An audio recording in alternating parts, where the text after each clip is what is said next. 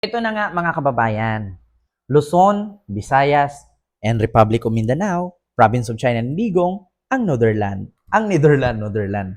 So ngayon mga kababayan, meron lang po akong ibalita sa inyo na posible ba na si Amy Marcos at si Camille Villar ay tatanggalin na sa alyansa na grupo ni BBM or alyansa slate?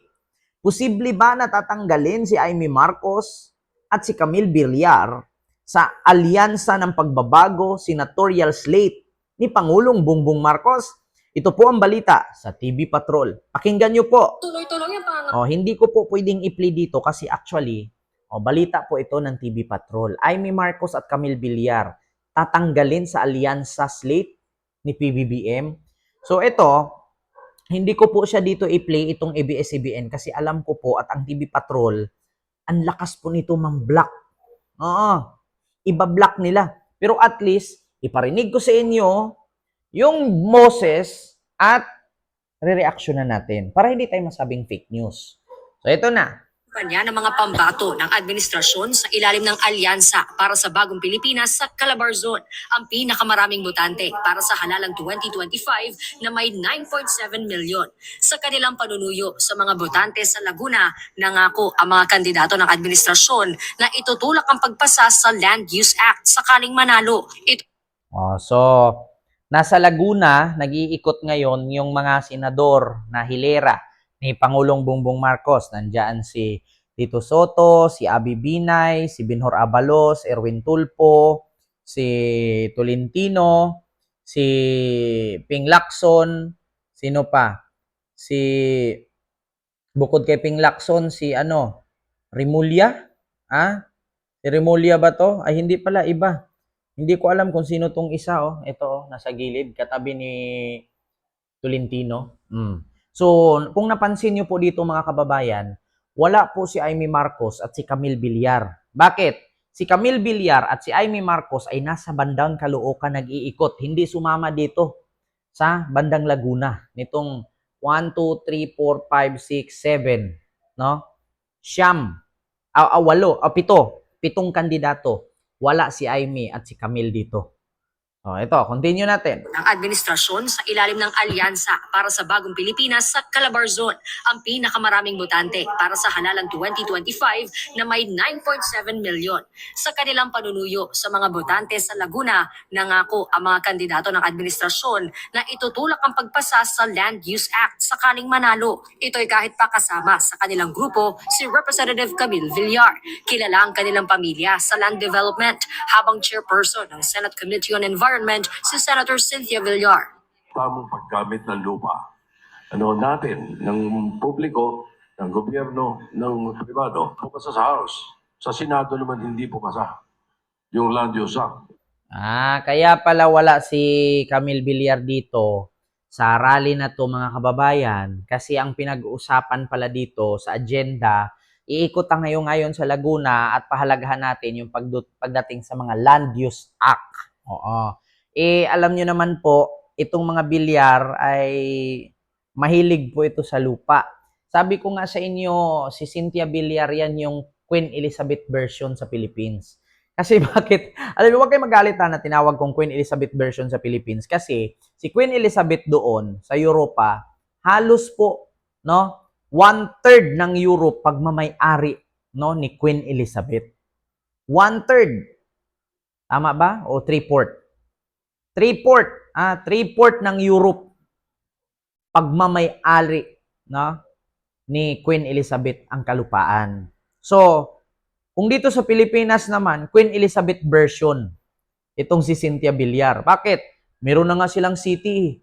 Napakadami nilang subdivision na naipatayo.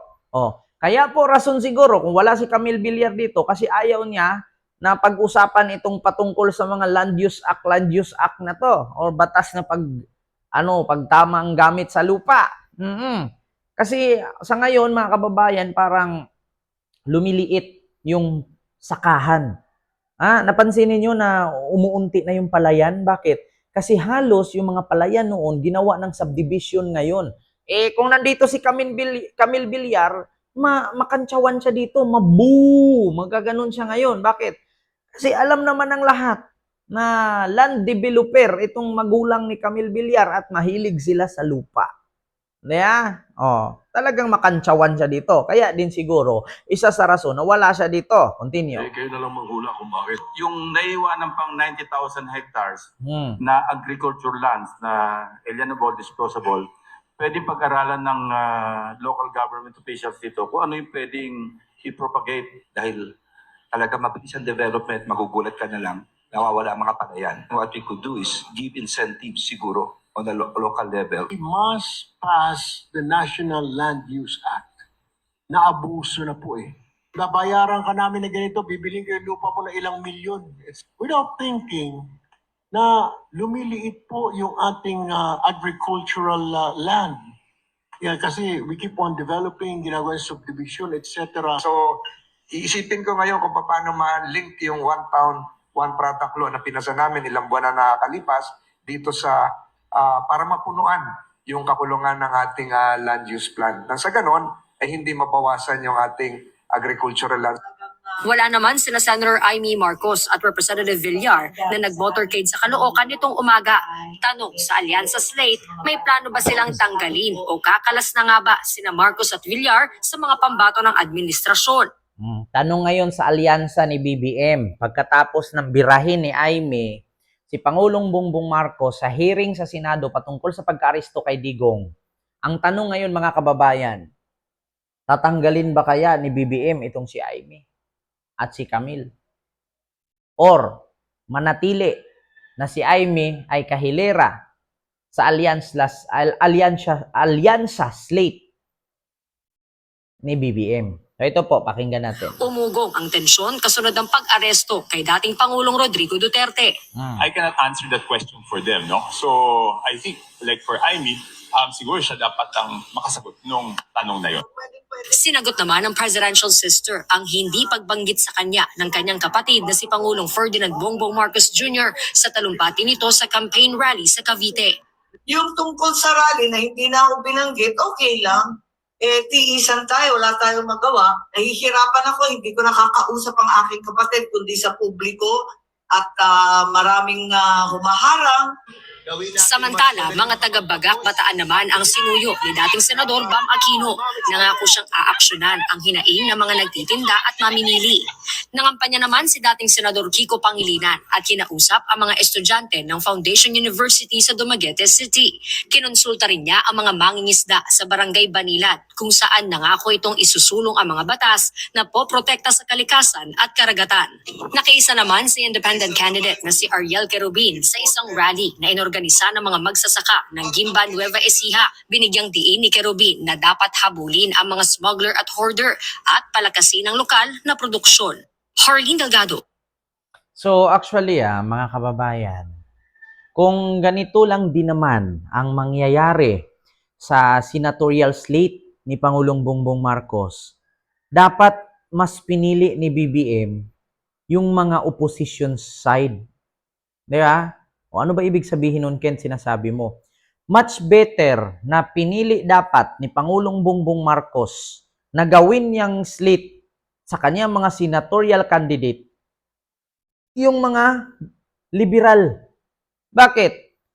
Kiko, Bam Aquino, at iilan pa na mga senatorial. Kasi kadalasan sa mga pinasok ni Pangulong Bongbong Marcos sa kanyang senatorial slate, no, ang alyansa para sa pagbabago, halos yan majority puro DDS. Ito hindi ko binabash kasi alam ko matalino si BBM. Pero darating ang panahon na yung mga senador na yan pag nanalo yung iba dyan, at alam naman po natin na majority dyan puro DDS. Pag sinabi nating DDS, hindi nawawala dyan yung salitang traidor. Dating nanumpa kay Digong yang mga yan. Dating lumuluhod at umaamoy ng utot ni Digong yan. Diba? Pag nanalo yan at nasa posisyon na yan, ang sabihin lang nila niyan, huyo si Marcos. Alam nyo, pag yung alyansa na yan, na slate, senatorial slate ni BBM, yung iba dyan, Patas. Yung iba dyan, yan yung mga dating DDS na nagbubungol-bungulan na ngayon. Pag nanalo yung mga yan, yung nakabinbin na impeachment ni Sara, may possibility na hindi pipirma yung mga yan para ma-impeach si Sara. Bakit?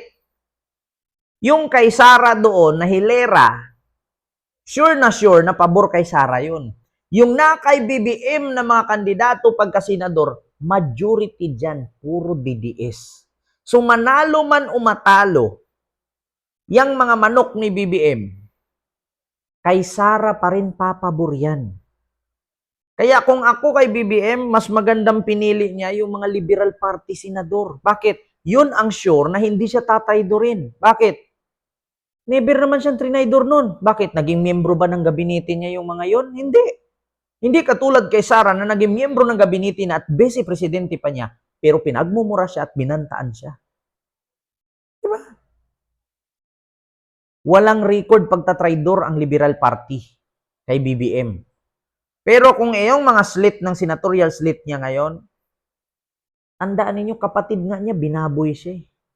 Kapatid nga niya, pinuntirya siya at kapatid nga niya, binagsak siya. How much more pa yung mga senador na nakahilera sa kanya dyan na DDS? Hindi ko sinabing lahat dyan DDS.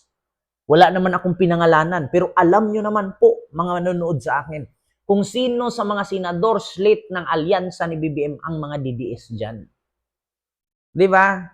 Darating ang panahon pag nanalo yung mga yan, babaliktad at tatraidorin si BBM yan. Mark my word.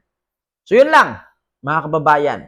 Posible nga bang tanggalin ni BBM sa senatorial slate niya, sa alyansa para sa pagbabago, si Camille at si Amy? Hindi ko lang alam. Antabayanan nyo na lang. So yun lang, maraming salamat. See you next vlog. God first. Thank you.